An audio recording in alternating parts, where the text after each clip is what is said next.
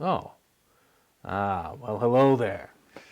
Welcome back to Cultural Anthropology, Week 1. We're going to be talking about culture. We're going to be talking about the history of anthropology, the different fields of anthropology. We're going to be talking about science.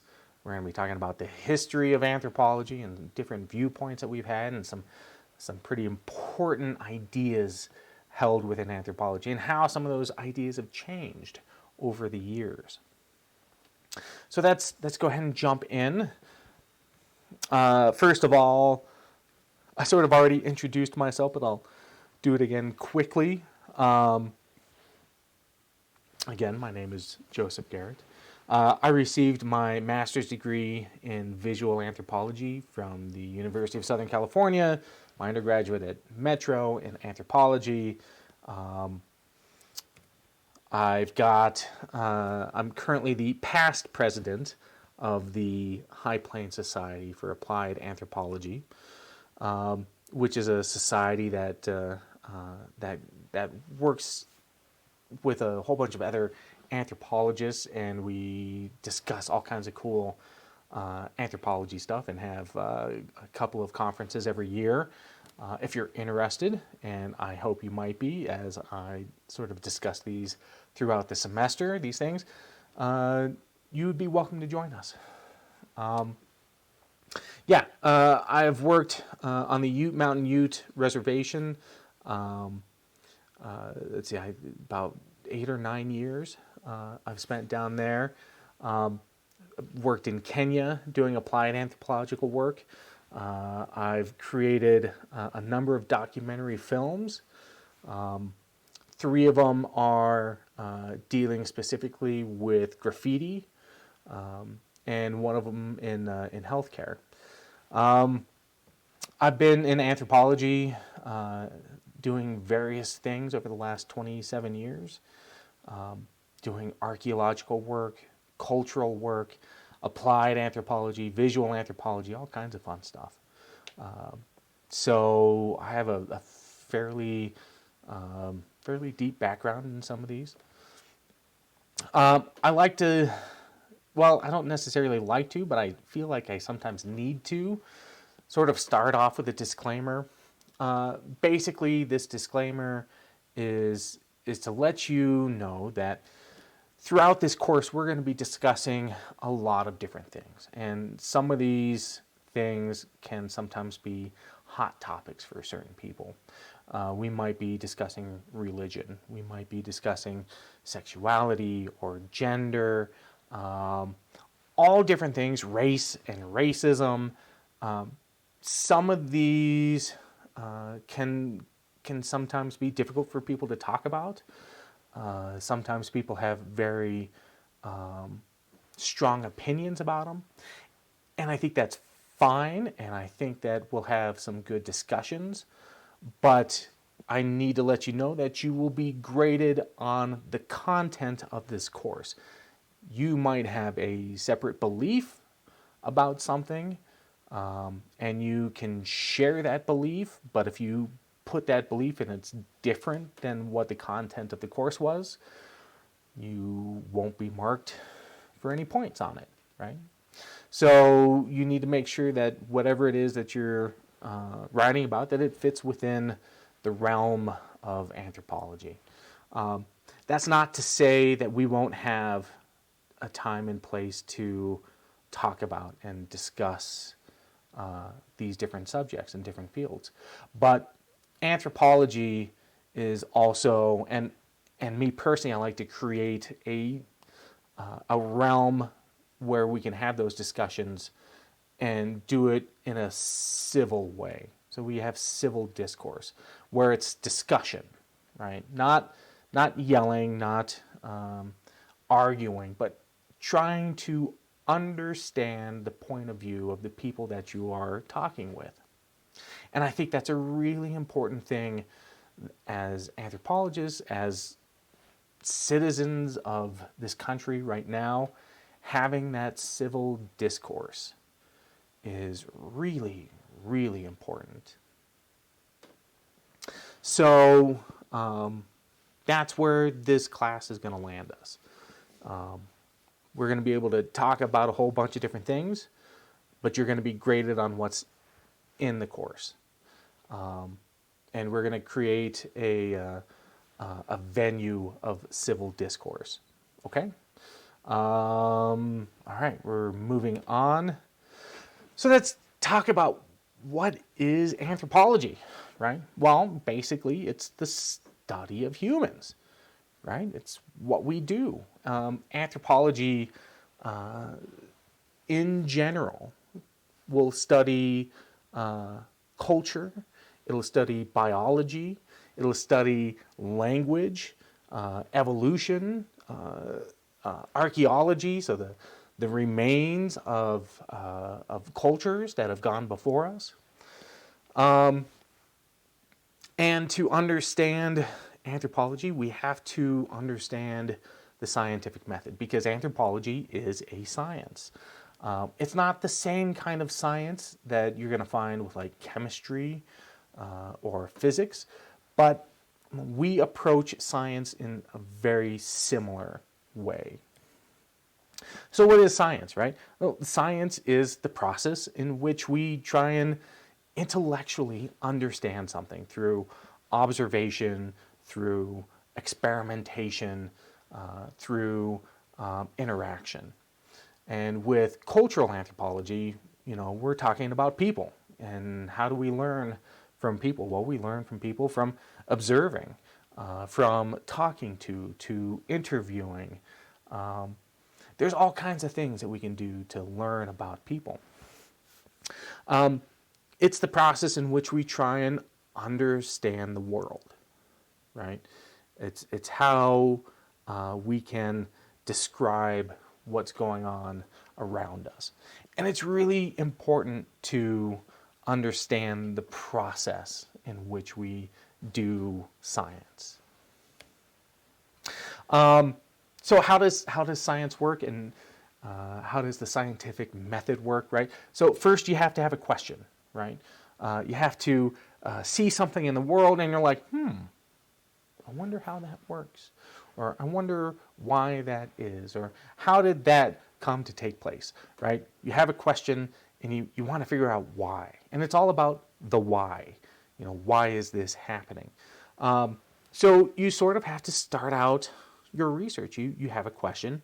Well, you got to start looking into it, finding out what's going on. Maybe read a couple of books or make some observations and start trying to figure things out, right? And in this process, you then create a hypothesis, right?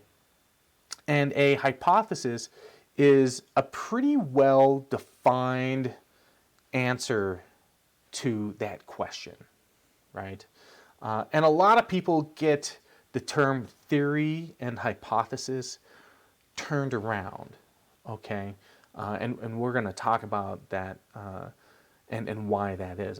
A hypothesis is a question that you've got a pretty decent answer to.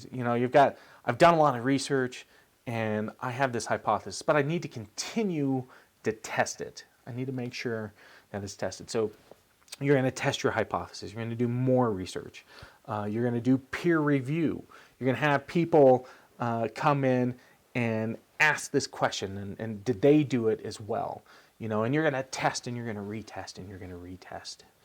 And once you're done with all the tests, and if it comes out to be true, right? If it turns into a fact, and this is a big thing, okay? A fact. If it's factual, then it becomes a theory. And a theory is as good as law, right? It is basically, you have put this thing to the test. There are no cracks. There is nothing that can get in there. And you've got a theory. A theory is so hard to overturn, right?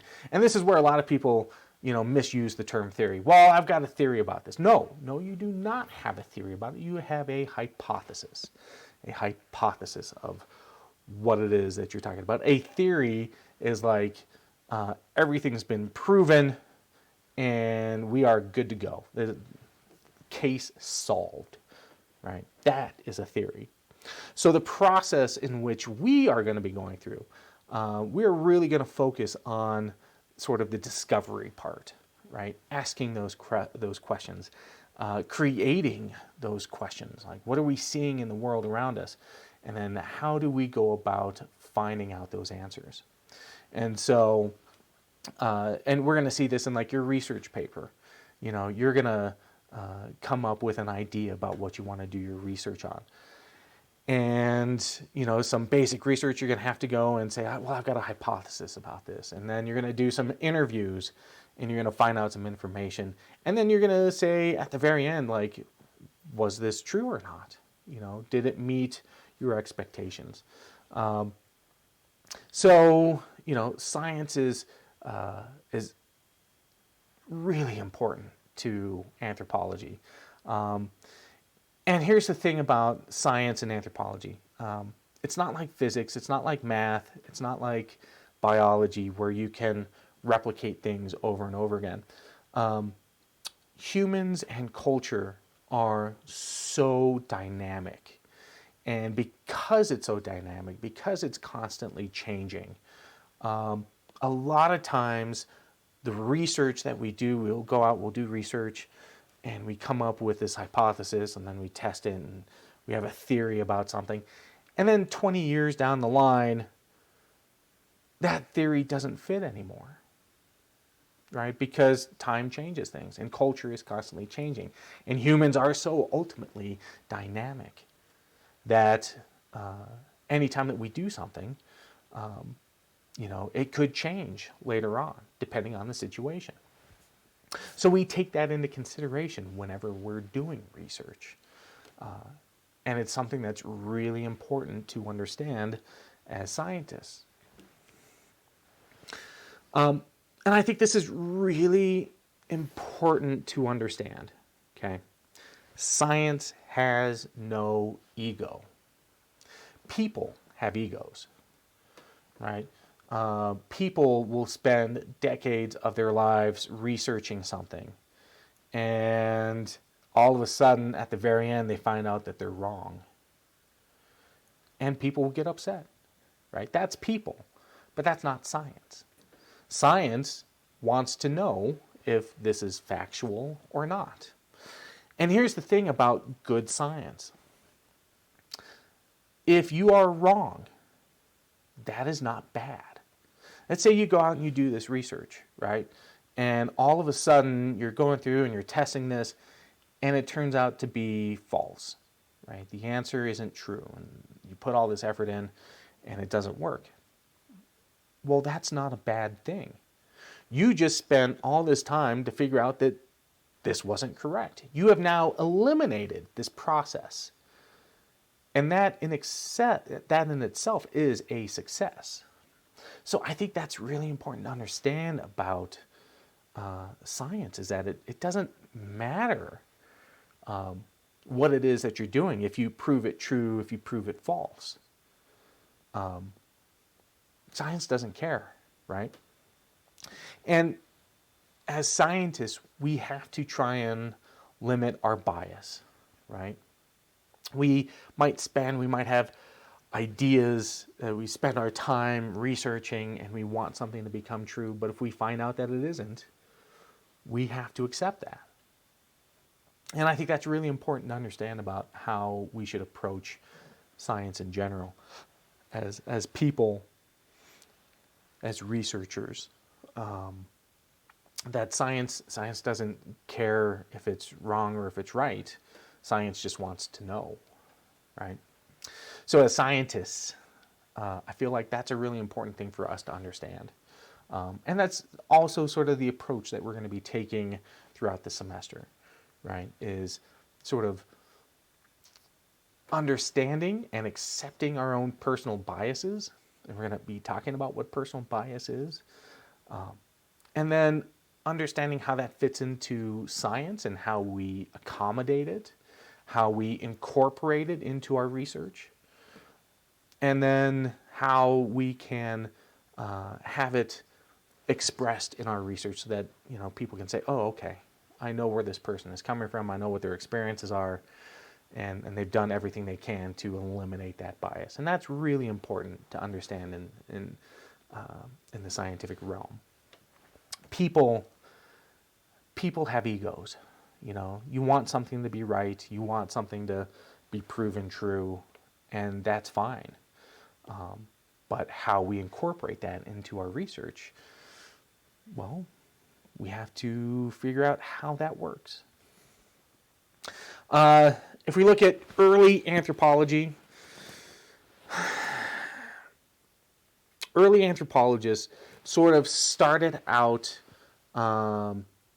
in different forms, doing anthropology, and it might not have been called anthropology at the time, but they were still doing it. Oftentimes it was monks that were traveling, or missionaries that were recording what they saw and what they experienced, and then they would write about it and then send that information back to their homeland. And a lot of this was taking place in Great Britain.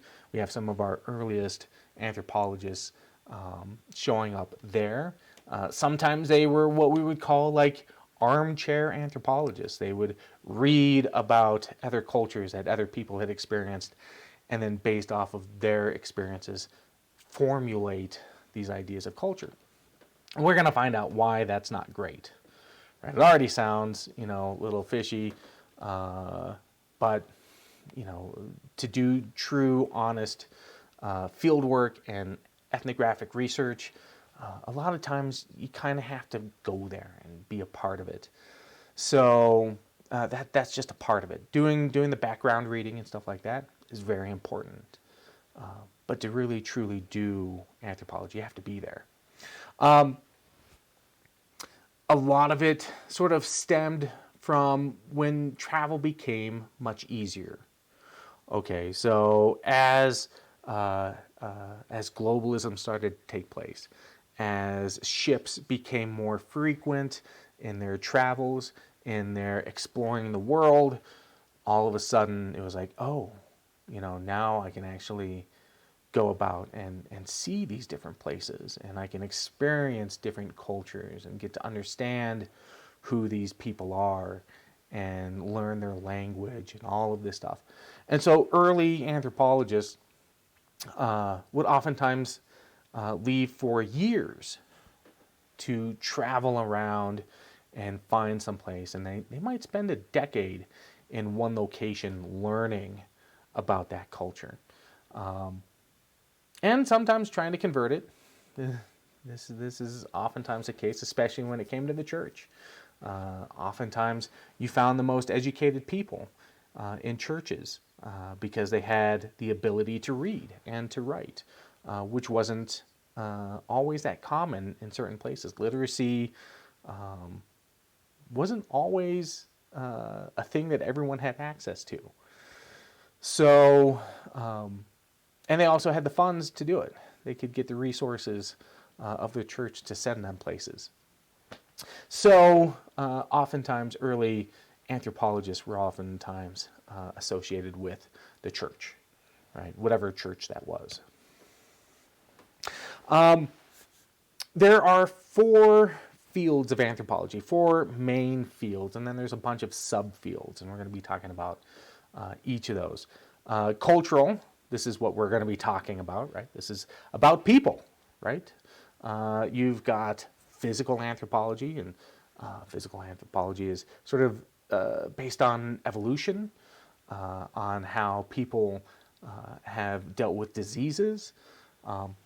You've got linguistics, which is all about language. And language is super important. And oftentimes, culture and language are oftentimes tied together. And then you have archaeological. And archaeological is basically the material remains of a community, right? And we're going to be talking about each of these a little bit more in depth. So, cultural anthropology, it's the study of culture, it's development, and variation, right? Why do some people develop differently over here versus over here? What kind of resources did they have? What kind of interaction with their neighbors did they have? All these different things we're going to be looking at. You've got looking at how people create borders, right? You've got two civilizations right here, two villages right here. And what makes them different? What makes them separate? And what makes them similar, right? We also look at both historical and contemporary cultures.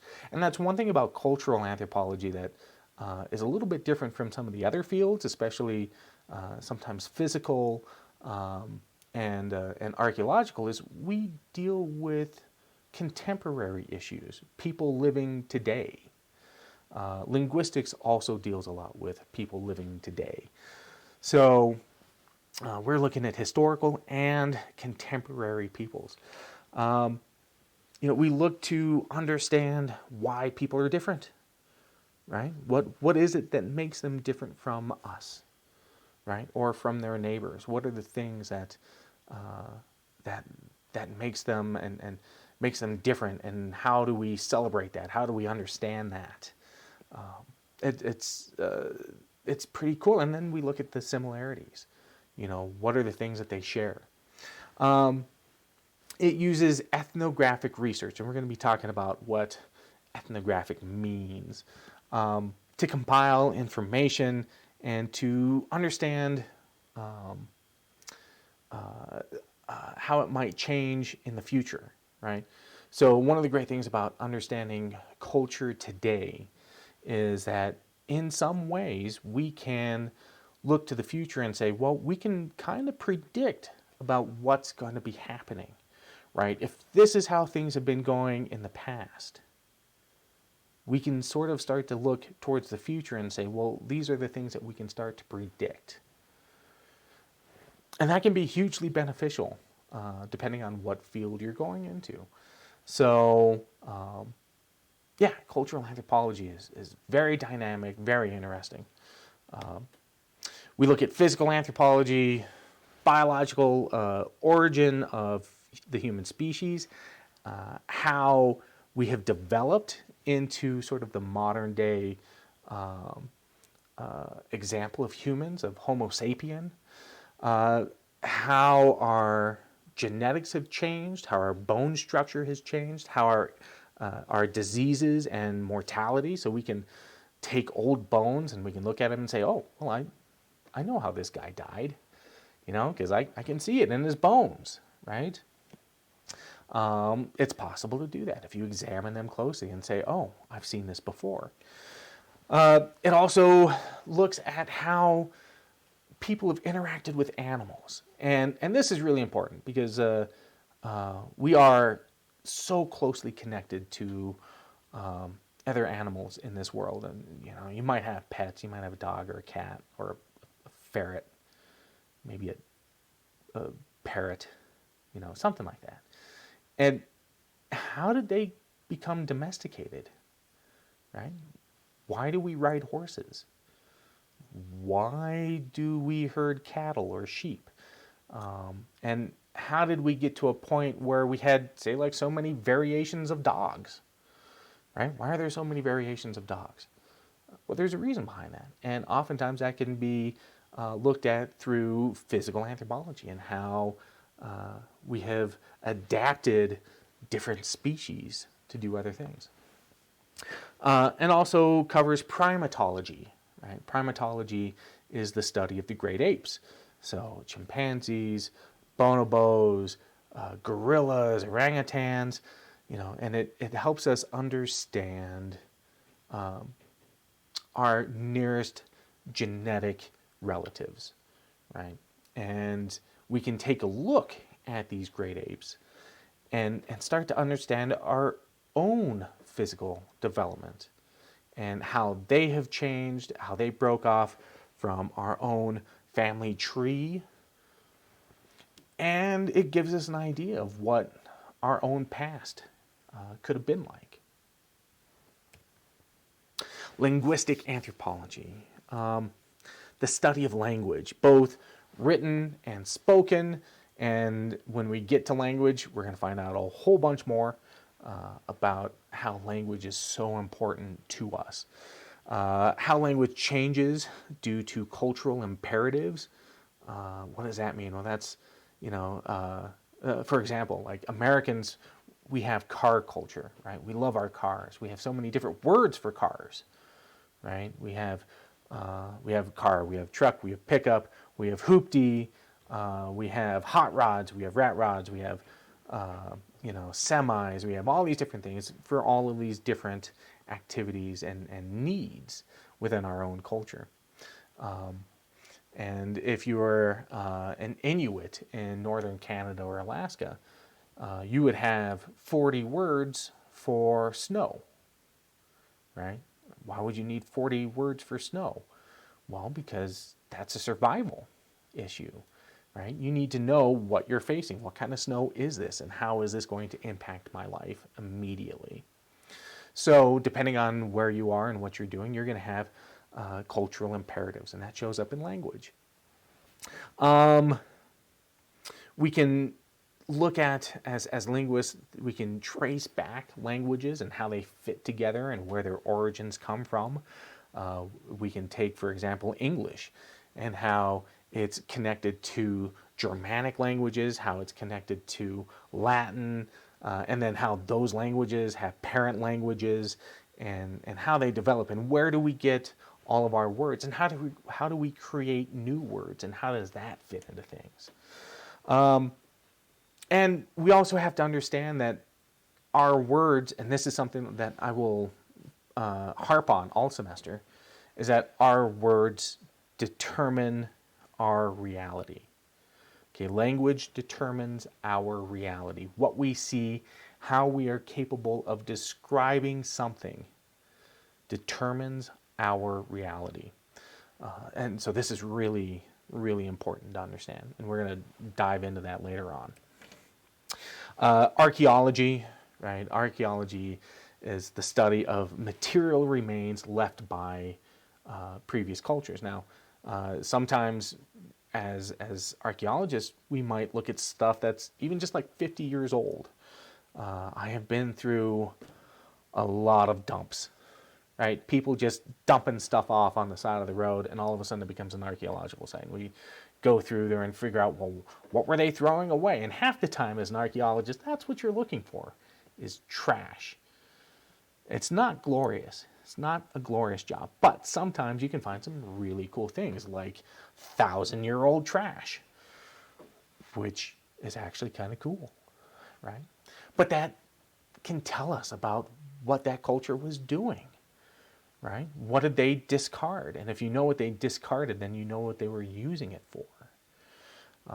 And so we can figure out what people left behind can tell us the story, and we can start picturing, putting a picture together of a culture, right, by what they leave. So it's fantastic stuff. Like I said, I started out as an archaeologist, and it's one of the best jobs I've ever had, especially because I was out doing surveys. I was hiking around in the woods or in the desert, and I'll tell you, that's the best, office job I've ever had. My office is the desert. Heck yeah. Or a forest, and oh my goodness, it's so much fun. Archaeology is a blast. So, and we get to learn about previous cultures, and it's super cool. So there's a bunch of subfields within anthropology as well that fit under different realms. There's medical and forensic anthropology. Those both fit under physical or biological anthropology, as some people call it. Applied anthropology and visual, which both sort of fall underneath cultural. There's cybernetic anthropology, which is super cool. We'll talk about that in a second. There's underwater archaeology, which is dope. I think that's the right term, dope. These are folks that are like looking at shipwrecks, right? And there's a methodology to swimming under the ocean or in a lake and digging stuff up. Or there might be like even in Colorado, we have towns that are no longer existing because we might have dammed up an area and now it's a lake. And so underwater archaeology might go in and swim around and see what's left. Is there anything left there that we can learn about that community?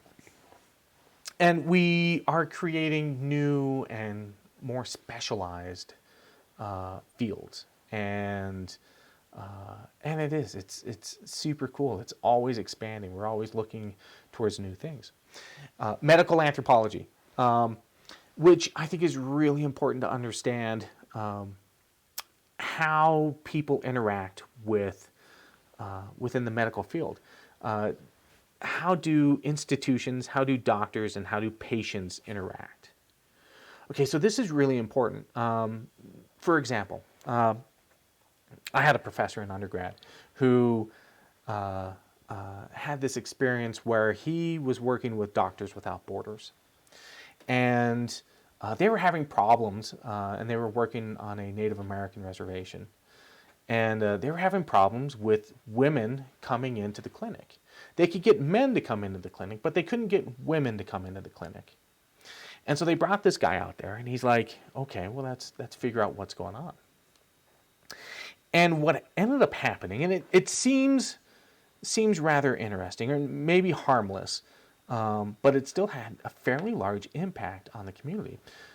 The nurses, right, they would wear knee-length skirts and flats, right, shoes, but their ankles were exposed, right? They had exposed ankles. Now, within this culture, the only time it was ever appropriate to have exposed ankles was if you were a child. But if you were an adult, you never exposed your ankles. That was just the appropriate thing for that culture to do. And when they saw that these nurses came in, they were like, why should we take them seriously? They don't dress appropriately, right? They're exposing themselves.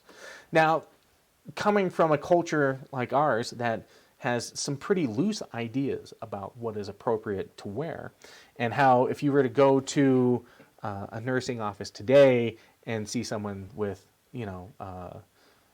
shoes that had their ankles exposed, we would never think anything twice about it. We would find that appropriate. But this culture here, they didn't find it appropriate. And so because of that, they didn't go. And once this anthropologist saw this and figured this out, they're like, oh, you need to cover your ankles. That's all you got to do. And all of a sudden, they started having women come in. So it's sometimes the little things that can have a big impact on a community if you understand why. Why do certain people behave certain ways? And that's just what culture is. People do different things. And that's what an anthropologist out there trying to do, is figure out why. Oftentimes, too, if we think about language, okay, so have you ever gone to your doctor's office and then they start spouting off a whole bunch of stuff and you're sitting there going like, I have no idea what they just told me. They used a whole bunch of words that are not in my vocabulary. It's a technical language, right?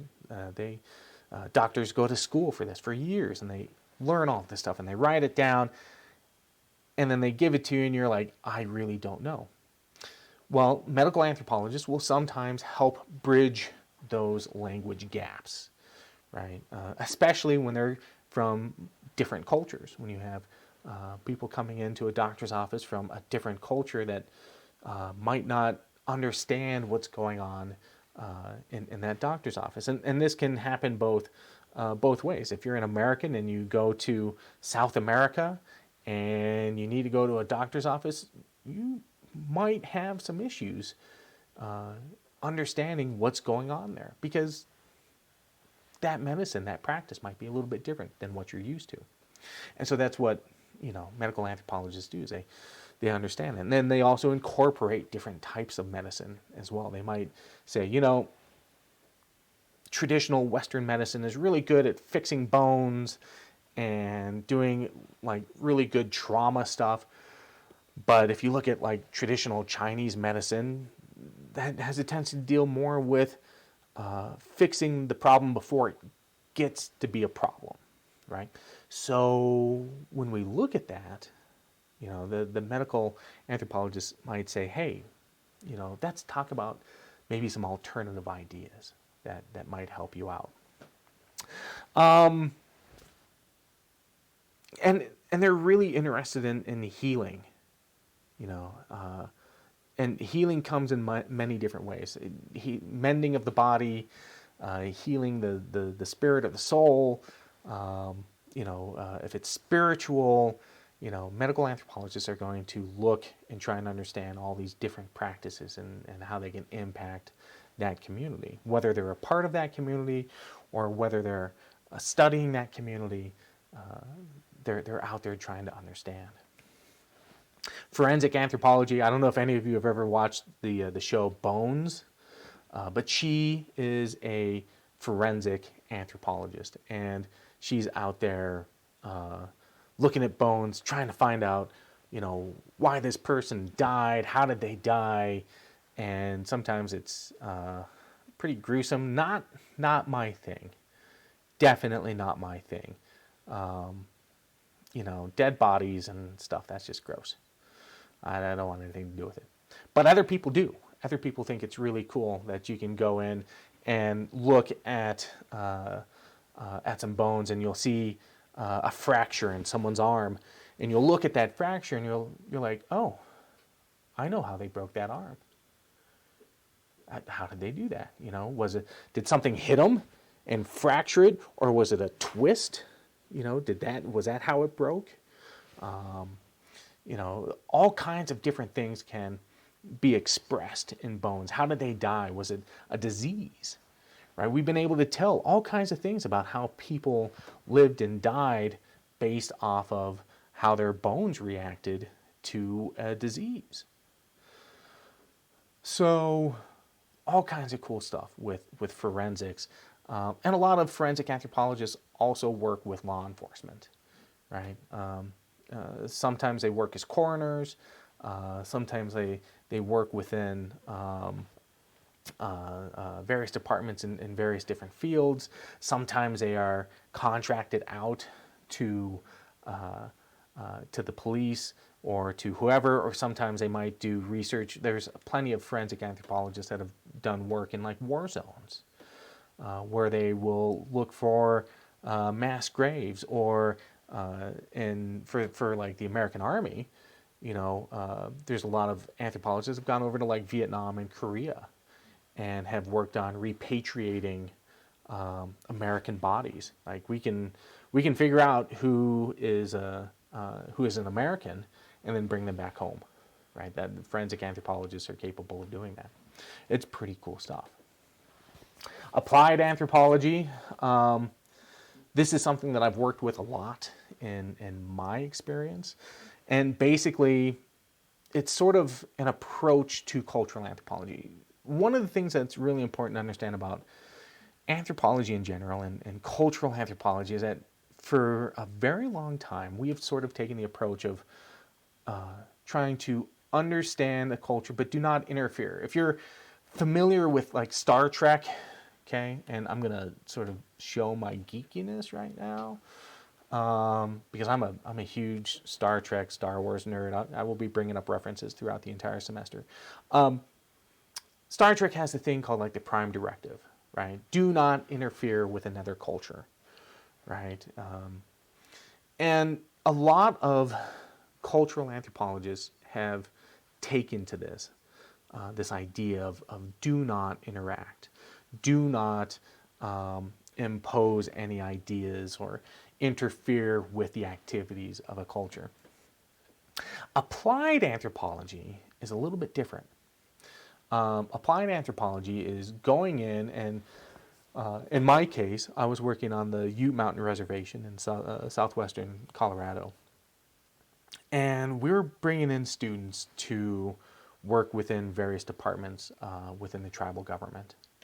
And their job was to sort of do an analysis of what was going on in that department and then try and figure out ways to help.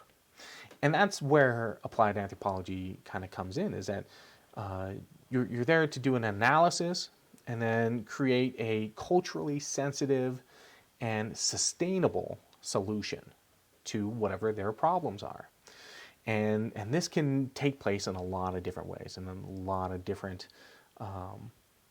roles within a community. So you might say you go to a country in say Central America, and you go to a town and they've got some pretty serious illnesses going on, right? And they're like, okay, we're going to bring in like Doctors Without Borders. And so they bring in Doctors Without Borders and they set up a clinic and they're treating all these people.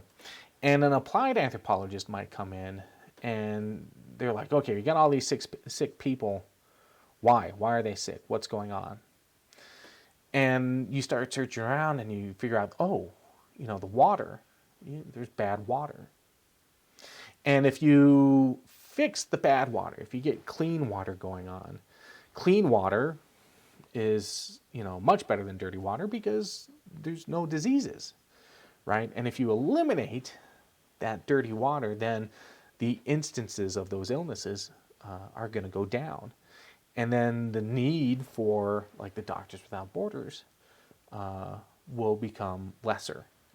And so, you know, you see a problem where there's lots of disease going on, and Western ideology oftentimes, you know, tries to fix problems as they see them, but don't necessarily look at fixing the cause of that problem. So applied anthropologists are looking for the causes, you know, what's going on, and how do we fix the underlying issues within that community and do it in a way that is sustainable. And by sustainable, I mean, well, they have to do it themselves. This is not something that somebody can come in and say, oh, well, this is how you fix things. You have to make it so that the folks that you're working with are the ones that find and create the solutions.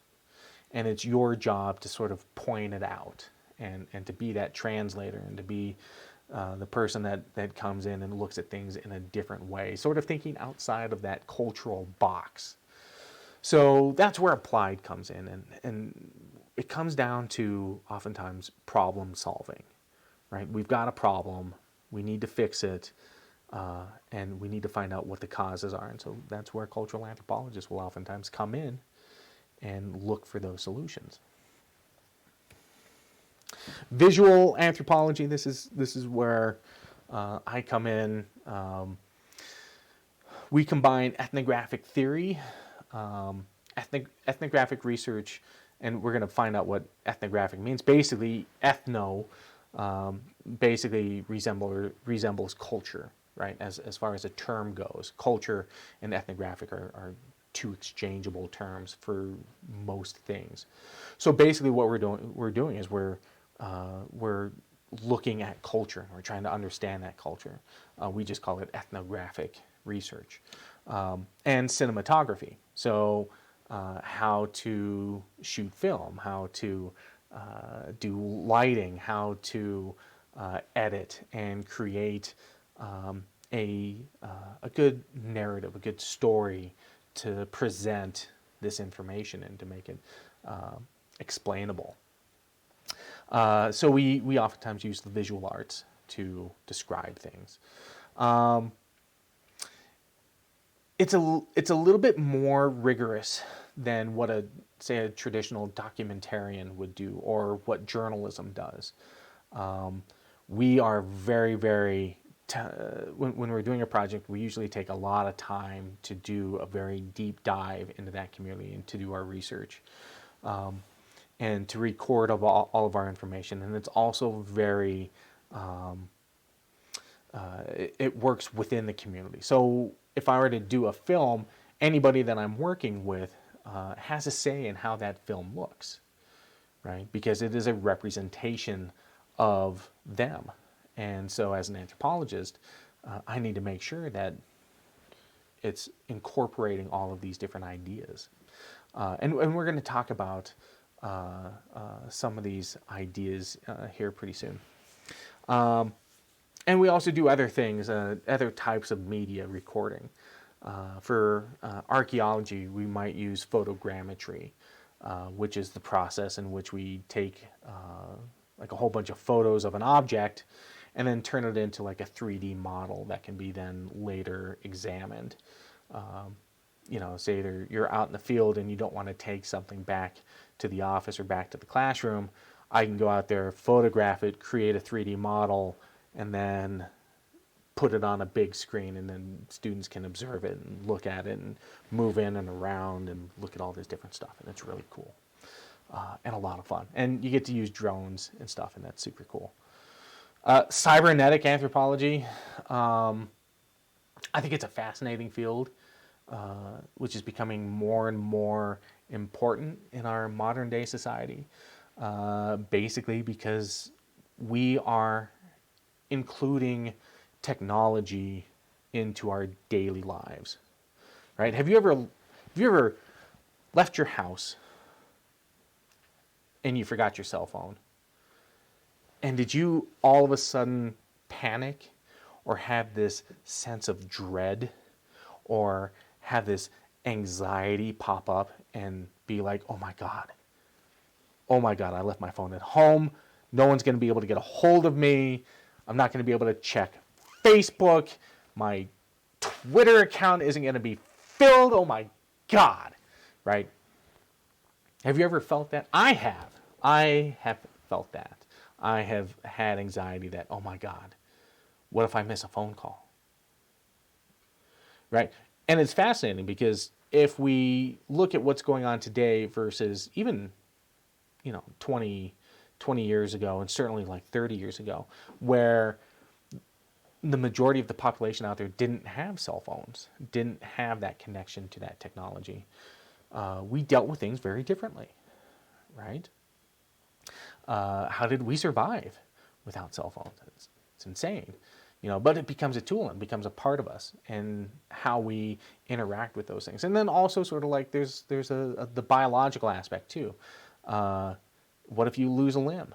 What if you have an organ replaced with a mechanical device? How do we interact with technology on a daily basis? And how is that impacting our lives?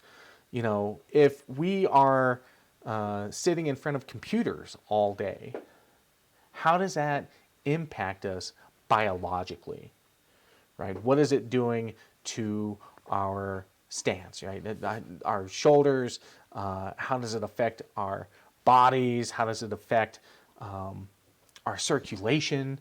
All these different things are things that we're concerned about in anthropology and in cybernetic anthropology. How do we interact with technology? It's super cool, right? Super cool stuff. All of this comes down to this idea of holism. Okay, and this is where we try and bring everything together, right? We take this holistic approach.